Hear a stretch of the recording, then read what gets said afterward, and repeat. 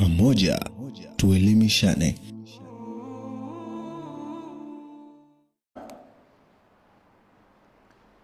إن الحمد لله نحمده ونستعينه ونستغفره ونعوذ بالله من شرور أنفسنا وسيئات أعمالنا من يهده الله فلا مضل له ومن يضلل فلن تجد له هاديا وأشهد أن لا إله إلا الله وحده لا شريك له وأشهد أن محمدًا عبده ورسوله أشهد أنه صلى الله عليه وآله وسلم بلغ الرسالة وأدى الأمانة ونصح الأمة وجاهد في الله حق جهاده حتى أتاه اليقين فصلوات ربي وسلامه عليه ما ذكره الذاكرون الأبرار وصلوات ربي وسلامه عليه ما تقلب الليل والنهار يا أيها الذين آمنوا اتقوا الله حق تقاته ولا تموتن إلا وأنتم مسلمون يا أيها الناس اتقوا ربكم الذي خلقكم من نفس واحدة وخلق منها زوجها وبث منهما رجالا كثيرا ونساء واتقوا الله الذي تساءلون به والأرحام إن الله كان عليكم رقيبا أما بعد فإن أحسن الكلام كلام الله وخير الهدى هدى رسول الله وشر الأمور محدثاتها وكل محدثة بدعة وكل بدعة ضلالة وكل ضلالة في النار أجارني الله وإياكم من البدع والضلال والفتن والنار.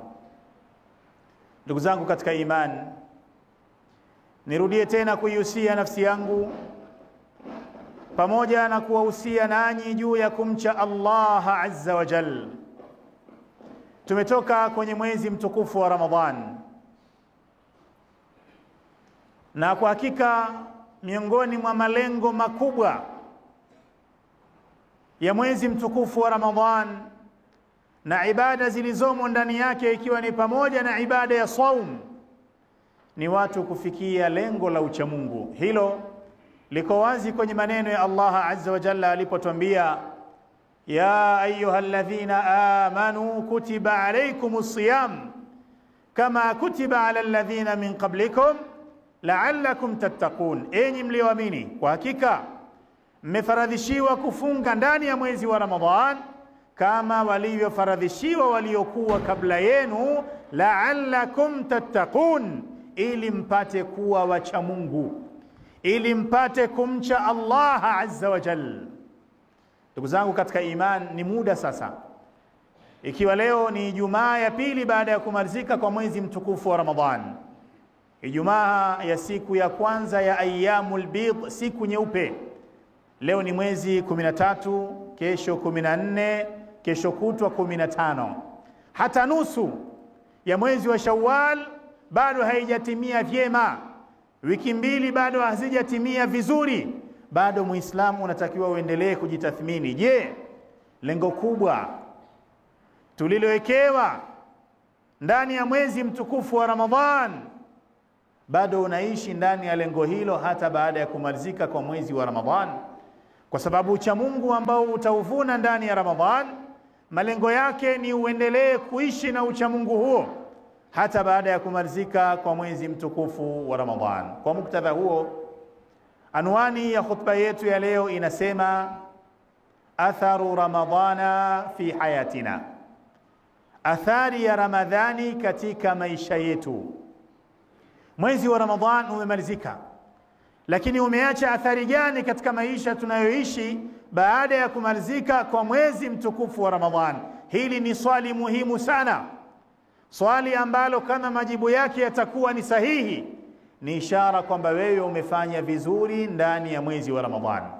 Lakini kama majibu yake yatakuwa hayaeleweki, hii ni ishara kwamba huenda ukawa miongoni mwa wale ambao hawajafikia vilivyo malengo ya mwezi mtukufu wa Ramadhan. Ayuha almuslimuna ibadallah, mwezi wa Ramadhan umemalizika, lakini tunaamini mwezi huu umeacha athari kubwa sana katika maisha yetu. Mwezi huu umeacha mabadiliko makubwa sana, yani mabadiliko mazuri katika maisha yetu. Kuna mengi tuliyojifunza katika madrasa ya mwezi mtukufu wa Ramadhan, lakini leo kwa kuwa maqam ya khutbah ni maqam fupi, labda nitaje mambo matatu muhimu sana, mambo matatu makubwa sana tuliyojifunza ambayo tunatakiwa tuendelee kuyaishi baada ya kumalizika kwa mwezi mtukufu wa Ramadhan. Jambo la kwanza, miongoni mwa athari tulizoondoka nazo baada ya Ramadhan, miongoni mwa maisha mazuri tuliyojifunza kwenye madrasa ya Ramadhan, tunayoendeleza maisha hayo hata baada ya kumalizika kwa mwezi wa Ramadhan, alfi'lu watarku lillah. Tumejifunza kufanya kwa ajili ya Allah na tumejifunza pia kuacha kwa ajili ya Allah. Naam, ndani ya Ramadhan kuna mambo mengi ambayo hatukuwa tumezoea kuyafanya kabla ya Ramadhan, tuliweza kuyafanya ndani ya Ramadhan. Kuna mambo mengi ndani ya Ramadhan hatukuwa tumezoea kabla ya Ramadhan kuyafanya, tuliyafanya ndani ya mwezi mtukufu wa Ramadhan. Kinyume chake kadhalika ni sahihi, kulikuwa na mambo chungu nzima ambayo tulikuwa tunayafanya kabla ya Ramadhan, tumeweza kuyaacha ndani ya Ramadhan kwa kuwa maagizo ya sheria ni kuyaacha. Lakini kufanya yale tuliyofanya na kuacha yale tuliyoacha ndani ya Ramadhan, naamini tumefanya tuliyofanya kwa ajili ya Allah na tumeacha tuliyoyaacha kwa ajili ya Allah. Jamani, kula asili yake ni halali madamu unachokula ni halali. Kunywa inafaa madamu unywacho ni halali. Kufanya tendo la ndoa na wahalali yako mchana ni halali. Lakini haya ni machache kati ya mengi tuliyoyaacha mchana wa Ramadhan. Chakula kipo mbele yako, una njaa. Kinywaji kipo mbele yako, una kiu. Mwanamke mumewe yupo anamhitaji, mwanamme mkewe yupo anamhitaji mchana wa Ramadhan, lakini yote haya tukayaacha. Kwa nini? Kwa sababu ili funga zetu zitimie ni pamoja na kuyaacha haya. Haya asili yake ni halali jamani, lakini mchana mzima umeweza kujizuia na haya na mengine mengi ambayo asili yake ni halali. Kwa nini uliweza kuyaacha haya? Naamini ni kwa hofu ya kumwogopa Allah azza wa jalla, kwa sababu ulijua lau nitachukua kikombe cha maji ninywe walau robo glass, inawezekana hayupo yoyote anayeniona, lakini Allah azza wa jalla ananiona, na funga yangu nitakuwa nimeiharibu, nimeitia dosari, ukaacha kwa ajili ya Allah. Hii maana yake ni kwamba maamuzi yako unayo mkononi mwako. Yale ambayo unayafanya na ni haramu unatakiwa uyaepuke. Inawezekana nafsi yako inaona ni uzito sana kuyaepuka. Hili funzo ulilojifunza ndani ya Ramadhan linatakiwa libadilishe maisha yako hata baada ya Ramadhan. Tuliweza kuyaacha tuliyoyaacha mchana wa Ramadhan kwa ajili ya Allah, basi tuyaache ya haram ambayo tunatakiwa tuyaache na tuache kwa ajili ya Allah azza wa jalla. Ndani ya Ramadhan kuna vitu tulivifanya yamkini baadhi yetu haikuwa ni mazoea yetu na tulikuwa tunajikalifisha, lakini tulifanya kwa ajili ya Allah. Anaeleza mmoja, anasema kuntu astayqidhu lis-suhur, mara nyingine nilikuwa naamka kwa ajili ya kula daku, wa ara nafsi la tashtaqu lidhalik, naiona nafsi yangu haitamani hilo. Nimeamka saa 9 usiku, saa 10 usiku, nataka kula daku, nikiangalia kwa nini nile huu usiku, sina hamu ya kula, sioni ladha ya chakula, walakin atadhakaru annaha sunnat ar-rasuli sallallahu alayhi wa alihi wasallam faatiha iqtidaan bihi, lakini nakumbuka kwamba kula daku ni sunna ya mtume alayhi salatu wassalam. Kwa kuyakumbuka hayo na kula daku kwa ajili ya kumwenzi na kumuiga na kumfuata bwana mtume Muhammadin sallallahu alayhi wa alihi wasallam. Siku za kawaida ni ngumu sana. Kama mtu hataki kufunga, eti aamke saa 9, aamke saa 10, saa 11, atafute maziwa mfano, atafute tende anakula. Akiulizwa unakula nini? Nimeamua tu kula. Ni ngumu sana. Lakini ndani ya mwezi wa Ramadhani, yamkini wengine tulikuwa tunapata uzito, hujazoea kula saa 10 ya usiku wala kunywa saa 10 ya usiku, lakini ulikuwa unaamka unafanya hivyo kwa kuwa ndio maagizo ya sheria na ndio muongozo wa Bwana Mtume Muhammadin sallallahu alayhi wa alihi wasallam. Uliweza. Kwa nini hivi sasa umeacha yale ambayo ulitakiwa uyafanye? Kipi kilikufanya uweze ndani ya Ramadhan alafu ukawa ni mwenye kushindwa baada ya kumalizika kwa mwezi mtukufu wa Ramadhan? Kama tulikula daku kwa ajili ya kumwenzi Mtume alayhi salatu wasalam, kwa ajili ya kumfuata Mtume alayhi salatu wasalam, Mtume kuna mengi alitufundisha, tunatakiwa tumuenzi, tumuige, tumfuate hata baada ya kumalizika kwa mwezi mtukufu wa Ramadhan. Lakini ashahid min hadha alkalam, kufanya kwako kuwe ni kwa ajili ya Allah na kuacha kwako pia kuwe ni kwa ajili ya Allah. Kama ulivyofanya hivyo ndani ya mwezi mtukufu wa Ramadhan, fanya hivyo hata baada ya kumalizika kwa mwezi mtukufu wa Ramadhan. Tunajua hadithi ya Bwana Mtume Muhammadin sallallahu alayhi wa alihi wasallam ambayo anaipokea al-Imam Ahmad fi al-Musnad wal hadithu sahihun ala shart al-Imam Muslim. Amesema Mtume alayhi salatu wasalam, innaka lan tad'a shay'an lillahi azza wa jalla illa badalaka Allahu bihi khairun minhu. Hakika wewe hutaacha chochote unachoacha. Kama unaacha kwa ajili ya Allah azza wa jalla, Allah atakupa mbadala bora zaidi kuliko kile ulichokiacha. Hii hadithi tumeiishi ndani ya mwezi mtukufu wa Ramadhan.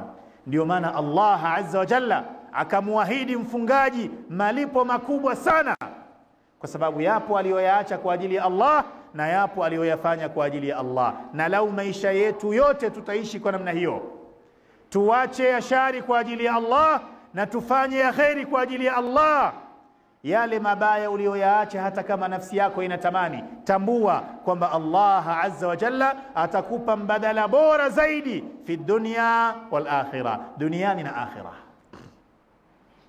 Nafsi zetu zinatuita katika maasiya, katika kumkosea Allah azza wa jalla, katika kumkasirisha Allah azza wa jalla. Ndani ya Ramadhan tulizuia nafsi zetu kwa ajili ya Allah, tuzizuie hata baada ya kumalizika kwa mwezi mtukufu wa Ramadhan, pamoja na kutambua kwamba chochote unachokiacha kwa ajili ya Allah, Allah atakupa mbadala bora zaidi kuliko hicho ulichokiacha. Al-Allama Ibn al-Qayyim alayhi rahmatullahi ta'ala ameeleza kwenye kitabu chake Rawdatul Muhibbin baadhi ya mifano ya watu ambao waliacha vitu wanavyovipenda kwa ajili ya Allah, Allah akawapa mbadala bora zaidi kuliko vile walivyoviacha kwa ajili ya Allah. Akamtaja Nabiullah Suleiman ibn Daud.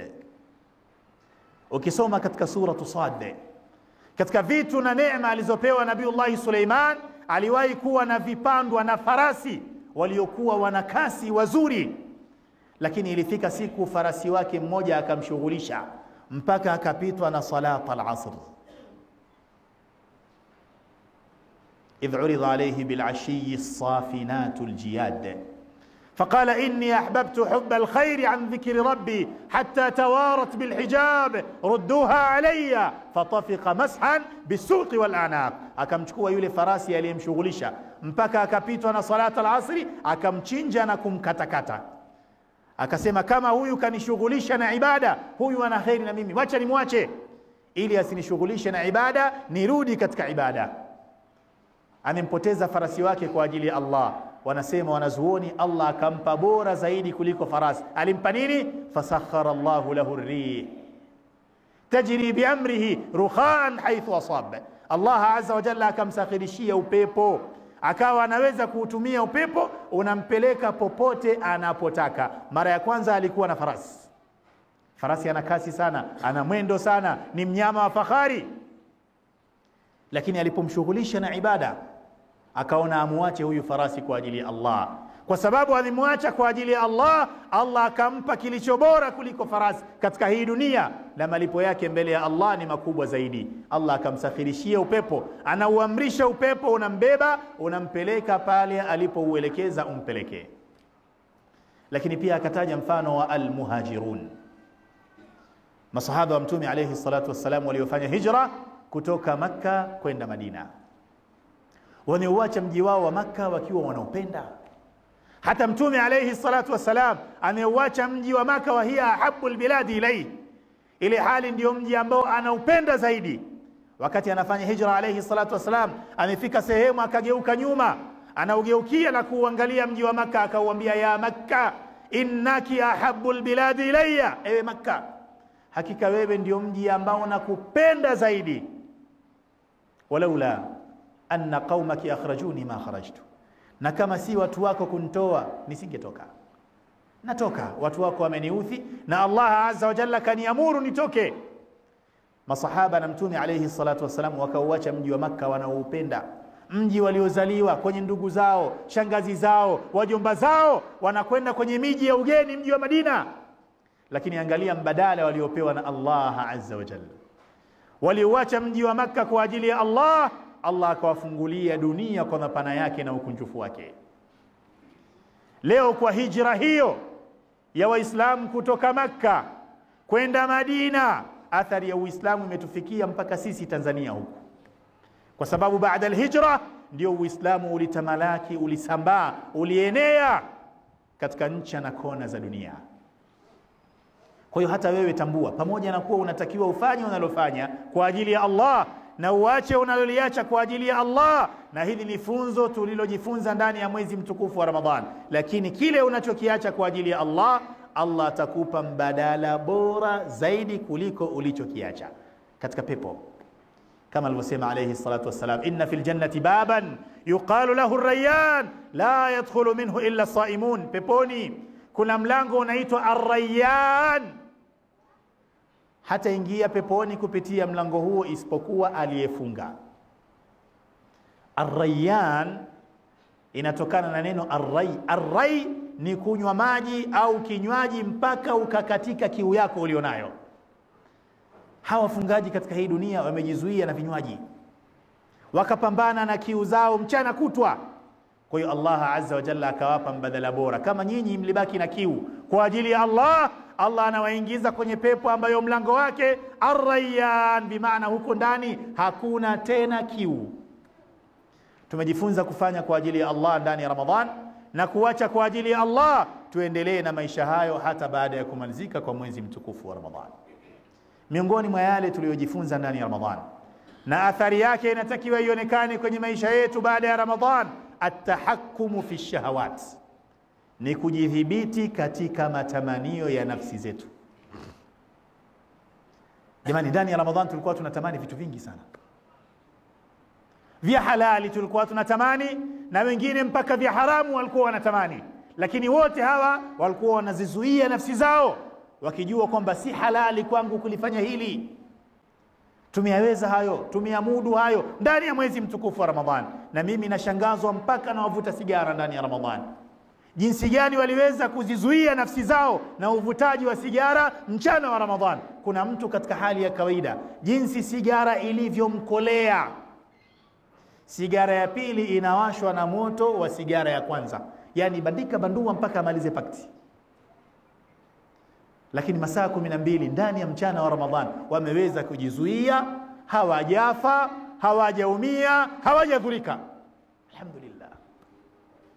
Kama yamewezekana haya kuizuia nafsi yako na uvutaji wa sigara, maana yake unaweza kujizuia maisha mazima na uvutaji wa sigara. Waangalie wachanjaji, watu wa kutafuna mirungi, gomba, gati na mfano wake. Yote haya ni majina wa hizi nyasi ambazo hazina khairi ndani yake. Mchana kutwa wa Ramadhan mashallah wanaweza kujizuia, na wengine mpaka usiku waliweza kujizuia, japo wapo wachache ambao baada ya tarawehe kuhuisha usiku kwao ilikuwa ni kwa kuendelea kuzitafuna nyasi hizo, lakini mchana wameweza kujizuia. Maana yake walikuwa wanaweza kuzizuia nafsi zao. Kama tulipata uwezo huo ndani ya Ramadhan bila shinikizo lolote, kikubwa ilikuwa ni kumwogopa Allah azza wa jalla. Yule tuliyokuwa tunamwogopa ndani ya Ramadhan, tuendelee kumwogopa hata baada ya kumalizika kwa mwezi mtukufu wa Ramadhan. Tuzidhibiti nafsi zetu na matamanio. Hapa nazungumzia yale matamanio ya haram ya kumkosea Allah azza wa jalla. Tumejiweza ndani ya Ramadhan tukazuia nafsi zetu, hatukuingia kwenye matamanio, tuzizuie nafsi zetu hata baada ya kumalizika kwa mwezi mtukufu wa Ramadhan. Wa amma man khafa maqama rabbih wa naha an-nafsa 'anil hawa fa innal jannata hiya al-ma'wa. Kwa kuwa kupambana na nafsi na matamanio ni jambo zito sana, Allah akamwahidi janna yule ambaye ataliweza hilo. Wa amma man khafa maqama rabbih, na ama yule ambaye ataogopa kisimamo mbele ya Mola wake mlezi يوم الحساب والجزاء ونهى النفس عن الهوى, na akaikataza nafsi yake na matamanio, akaizuia nafsi yake na matamanio, huyo fa innal jannata hiya almawa, hakika pepo itakuwa ndiyo mashukio yake. Nafsi zetu zinatamani na sheria yetu imetupa maelekezo, izuie nafsi yako, minyana na nafsi yako pale inapokuita kwenye shari na maasiya. Iambie, ewe nafsi mche Allah, ewe nafsi vumilia, na ukivumilia jaza yako na malipo yako mbele ya Allah azza wa jalla ni makubwa sana. Lakini kwa kuwa hili jambo ni zito, tumewekewa utaratibu wa awali kabisa kama kinga na tahadhari, kuzizuia nafsi zetu zisifikie huko kwenye kuyaabudu matamanio. Katika yale ya kuzingatia yatakayokusaidia kupambana na nafsi yako isiingie kwenye matamanio ni mambo kadhaa, nitaje mawili matatu. Jambo la kwanza, ad-du'a, ni kumwomba Allah azza wa jalla akuepushe na utiifu wa matamanio ya nafsi yako. Ni jambo muhimu sana hili. Ukiangalia hata mitume wa Allah ambao Allah amewalinda na machafu na maasiya, bado walikuwa wanaendelea kumlilia Allah azza wa jalla awaepushe na matamanio ya nafsi. Nabiullah Yusuf alayhi wa ala nabiyina afdalu salati wa atammi taslim, baada ya kugubikwa na kuzingirwa na mtihani wa wanawake. Mara ya kwanza mtihani ulikuwa ni mmoja tu, ni yule mwanamke aliyekuwa anaishi kwake, Imraatul Aziz almaruf Zulaikha. Lakini habari zilivyoenea mjini, Bi Zulaikha akakusanya kundi la wanawake waheshimiwa, wakaona uzuri wa Yusuf, wote wakawa wanamtaka na kumpenda Yusuf. Mtihani umekuwa mkubwa. Huyu aliyekuwa naye ndani ya nyumba anamtaka, na hao walioalikwa ili waone uzuri wa Yusuf nao pia wakampenda. Huu ulikuwa ni mtihani mkubwa sana kwa Nabiullah Yusuf. Akamwomba Allah azza wa jalla, ewe Allah, niondoshe matamanio haya, niondoshe mtihani huo. Kama hutaniondoshea mimi dhaifu siuwezi, wa illa tasrif anni kaidahunna أصب إليهن وأكن من الجاهلين. قال الله فاستجاب له ربه فصرف عنه كيدهن إنه هو السميع العليم. Mpaka ilifika wakati akasema, kwa maisha haya mtaani na fitna hizi za wanawake, kila mmoja anakutaka, rabbi sijnu wahabbu ilayya mimma yad'unani ilayhi, ewe Allah, bora mimi niwe mfungwa kuliko kuwa huru mtaani. Wa illa tasrif anni kaidahun, na usiponiondolea vitimbi vya hawa wanawake, asbu ilayhinna, nitaegemea kwao, wa akum min aljahilin, na nitakuwa katika wajinga wapumbavu. Fastajaba lahu rabbuhu fasarafa anhu kaidahun, Allah akamuitikia maombi yake, akamwepusha na vitimbi vya wanawake. Huyu ni mtume wa Allah, Nabiullah Yusuf. Lakini pia jambo la pili litakalokusaidia kupambana na matamanio ya nafsi yako, yaepuke yale ambayo ni sababu ya kukuingiza kwenye matamanio, na sheria imetueleza mambo kadhaa tuyaepuke. Ukiangalia hikma na siri, mambo haya yanakupelekea kwenye maasiya. Mfano, tumekatazwa kukodoa macho yetu kuangalia vitu vya haramu. Kwa nini? Kwa sababu ukifanya hivyo inawezekana hiyo ikawa ni sababu ya kuingia kwenye hiyo haramu. Qul lilmu'minina yaghuddu min absarihim wa yahfadhu furujahum dhalika azka lahum, waambie waumini wa kiume, yaghuddu min absarihim, wainamishe macho yao wasiangalie haramu, wa yahfadhu furujahum, na walinde pia tupu zao. Macho tupu, vitu vile, yaghuddu min absarihim, wainamishe macho yao, wa yahfadhu furujahum, na walinde tupu zao. Maana yake miongoni mwa sababu za kuingia kwenye zinaa ni kukodolea macho vya haramu. Mwanamke anamtazana mwanamume mpaka mwanamume anasikia kizunguzungu. Mwanamume anamtazana mwanamke ambaye si wa halali yake mpaka anapata kiu kwenye koo yake hapa. Kwa nini? Kwa kutazama mwanamke ambaye si halali yake. Kitakachotokea baada ya hapo inawezekana ikawa nikiingia kwenye uchafu wa zinaa. Kwa hiyo kwenye macho sheria ikatuambia inamisha macho yako. Lakini pia tumekatazwa musafahatun nisa, kuwasalimia kina mama kwa kuwapa mikono. Alikataa hili kwa vitendo kabisa Mtume alayhi salatu wasalam, akasema inni la usafihu nisa, mimi sisalimiani kwa mikono na wanawake. Wale wanawake baki kwako ambao unaweza kuwaoa, ni haramu kwako kuwasalimia kwa kuwashika mikono. Kwa nini? Kwa sababu hii inaweza kupelekea kwenye kuamsha matamanio. Lakini pia Mtume alayhi salatu wasalam akatukataza kukaa faragha na mwanamke baki au mwanamme baki. Kwa nini? Kwa sababu mtakapokuwa wawili, mwanamke na mwanamme, mwanamme na mwanamke ambao ni halali kuoana na hamjaoana, watatu wenu ni shaytan. La yakhluwanna rajulun bimra'a illa kana ash-shaytanu thalithahuma. Siku zote mwanamke anapokaa na mwanamme, watatu wao anakuwa ni shaytan. Epuka hizo faragha. Lakini pia sheria mwisho wa siku ikatuhimiza hasa vijana, kwa sababu ndio dhana ya kuabudu matamanio. Wengi waliopotea kwenye kufuata matamanio ni vijana. Mtume kalijua hili akatwambia, ya ma'shara ash-shabab man istata'a minkum al-ba'ata falyatazawwaj fa innahu aghaddu lil-basari wa ahsanu lil-farj wa man lam yastati' fa alayhi bis-sawm fa innahu lahu wija. Enyi vijana ambao hamjaoa, ya ma'shara ash-shabab, enyi vijana, man istata'a minkum al-ba'ata, yoyote miongoni mwenu atakayekuwa na uwezo wa kuoa, falyatazawwaj, basi haraka sana aoe. Kwa nini? Fa innahu aghaddu lilbasari wa ahsanu lilfarj. Ndoa ndio kitu pekee mujarrab kitakachokufanya uinamishe macho yako na uhifadhi tupu yako, kwa sababu unaye wa halali wa kumtazama ukaburudisha macho yako, unaye wa halali wa kujumuika naye ukakidhi matamanio yako. La sivyo jamani, tunawaona vijana jinsi wanavyokodoa macho, jinsi wanavyoteleza, nasallallahu alsalama. Kwa hiyo Mtume alayhi salatu wasallam akatuelekeza ili udhibiti matamanio, kwanza oa kama una uwezo wa kuoa. Na hapa ametajwa kijana wa kiume, lakini wa kike pia anaingia, ambaye yeye ni muolewaji. Si katika tabia za Kiislamu mwanamke wa Kiislamu ambaye ana uhitaji wa ndoa kuikataa ndoa. Naam, ndoa ni riziki.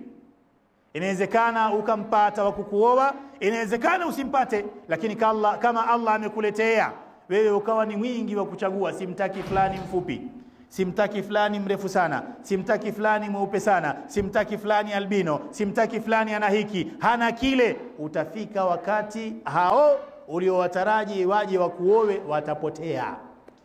Kanuni iko hivi, ukiwa mwingi wa kuchagua, nawe utakuja kuchaguliwa. Unasema huyu hanifai, itafika wakati watu watasema wewe huwafai. Kwa hiyo mwanamke wa Kiislamu kama alivyoelekeza Mtume alayhi salatu wasalam, akija mwanamme ambaye ana vitu viwili vikuu, huyo ana sifa ya kuwa mume. Mwanamme mwenye dini yake, mwenye tabia nzuri, khalas. Idha atakum man tardawna dinahu wa khuluquhu fazawwijuhu. Kwa hiyo kwenye kudhibiti matamanio bwana Mtume akahimiza ndoa, fa innahu aghaddu lilbasari wa ahsanu lilfarj wa man lam yastati', na yoyote ambaye hatakuwa na uwezo wa kuoa, fa alayhi bisawm, huyu anatakiwa afunge, fa innahu lahu wija, kwani hiyo funga kwake itakuwa ni kinga. Aqulu ma tasma'un wa astaghfirullah li wa lakum.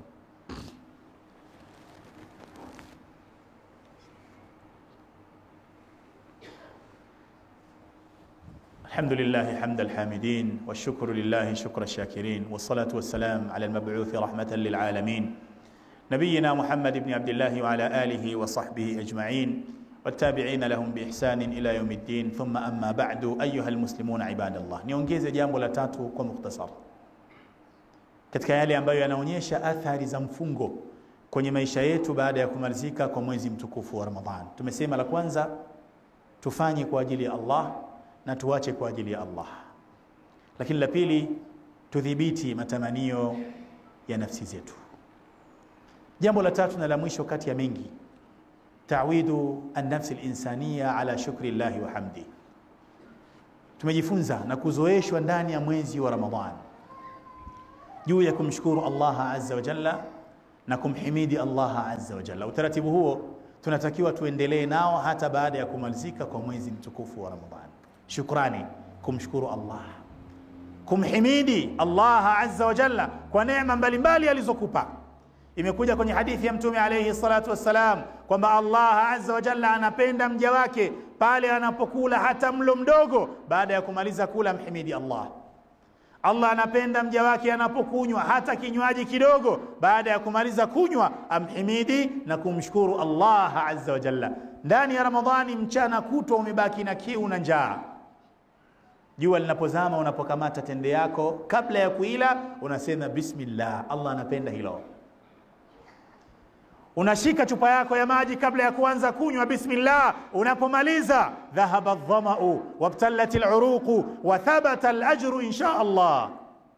Kiu imeenda, mishipa nayo imeingia maji masha Allah, na tunataraji malipo kutoka kwa Allah azza wa jalla. Takriban kila kitu tulichokuwa tunakifanya, kama kina dhikri kabla tunamdhukuru Allah, kama kina dhikri baada tunamdhukuru Allah, lakini ilikuwa kwa kila neema tunamshukuru Allah azza wa jalla. Ndani ya Ramadhan hata ukipewa tende moja shukran, ukipewa kichupa kidogo kile cha maji shukran, unamshukuru aliyekupa. Tumejifunza maisha hayo ndani ya Ramadhan, tuendelee na maisha hayo hata baada ya kumalizika kwa mwezi mtukufu wa Ramadhan. Neema za Allah azza wa jalla kwenye maisha yetu ni nyingi mno. Tusisahau kumshukuru Allah azza wa jalla kwa neema hizo alizotuneemesha. Kama ambavyo ndimi zetu ndani ya Ramadhan zilikuwa nyepesi kumshukuru Allah, ziendelee kuwa nyepesi hizo ndimi hata baada ya kumalizika kwa mwezi mtukufu wa Ramadhan. Na maisha ya khairul bariya Bwana Mtume Muhammad alayhi salatu wassalam yalikuwa ni maisha ya shukrani kwa kila neema aliyoneemeshwa na Allah azza wa jalla. Hakuwa mchoyo wa kumshukuru Allah. Inasimuliwa kuwa Mtume alayhi salatu wassalam kana yaqumu min al-layl hatta tatafattara qadamah, alikuwa anasimama usiku mpaka miguu yake inavimba, inachanika, inatengeneza mipasuko. Akaambiwa, ya Rasulullah, malak, kwa nini unajitesa hivyo? Waqad ghufira laka ma taqaddama min dhanbika wa ma ta'akhkhar, ili hali umesamehewa madhambi yako yaliyotangulia na yatakayokuja. Kwa nini ujitese hivyo? Ulitakiwa upumzike, ulitakiwa ulale, ulitakiwa ustarehe. Faqala alayhi salatu wassalam, afala akunu abdan shakura, hivi kwa nini nisiwe mja mwenye shukrani? Allah kanipa neema zote hizo, kwa nini nisiendelee kumshukuru Allah? Ayuha almuslimuna ibadallah, tunapozungumzia kumshukuru Allah tunazungumzia mambo matatu kwa haraka. Jambo la kwanza ni kukiri kwa moyo wako kwamba kila neema ulionayo aliyekuneemesha ni Allah. Hii ni shukrani ya moyo. Lakini pili ni kutamka kwa ulimi wako kurudisha shukrani kwa yule aliyekuneemesha kwa neema zote ambaye ni Allah. i'malu ala Dawuda shukra wa qalilun min ibadi ash-shakur. La tatu ni kuzitumia neema ulizoneemeshwa na Allah katika yale yanayomridhisha Allah azza wa jalla, na hiki ndio kilele cha shukrani, na huu ndio ukweli wa shukrani. Tunamwomba Allah azza wa jalla atujalie min ibadihi shakirin, miongoni mwa waja wake ambao ni wingi wa kumshukuru Allah azza wa jalla. Ayuha almuslimuna ibadallah, haya ni machache katika mengi tuliyojifunza tunayotakiwa kuendelea kuyaishi hata baada ya kumalizika kwa mwezi mtukufu wa Ramadhan.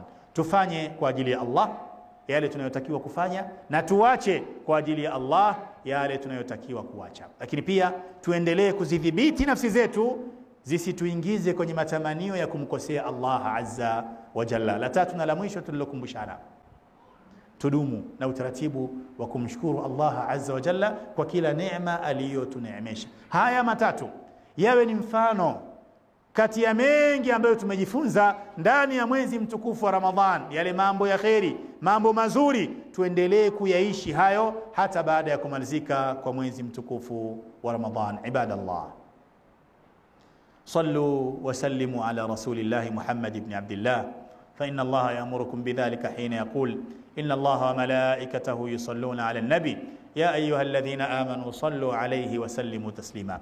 اللهم صل على محمد وعلى آل محمد كما صليت على إبراهيم وعلى آل إبراهيم، وبارك على محمد وعلى آل محمد كما باركت على إبراهيم وعلى آل إبراهيم إنك حميد مجيد.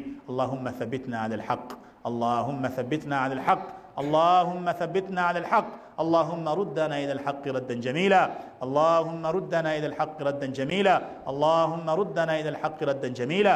ربنا آتنا في الدنيا حسنة وفي الآخرة حسنة وقنا عذاب النار. ربنا تقبل منا إنك أنت السميع العليم، وتب علينا إنك أنت التواب الرحيم. وصلى الله وسلم وبارك على نبينا محمد وعلى آله وصحبه أجمعين، وآخر دعوانا أن الحمد لله رب العالمين. Muhammadin TV, pamoja tuelimishane.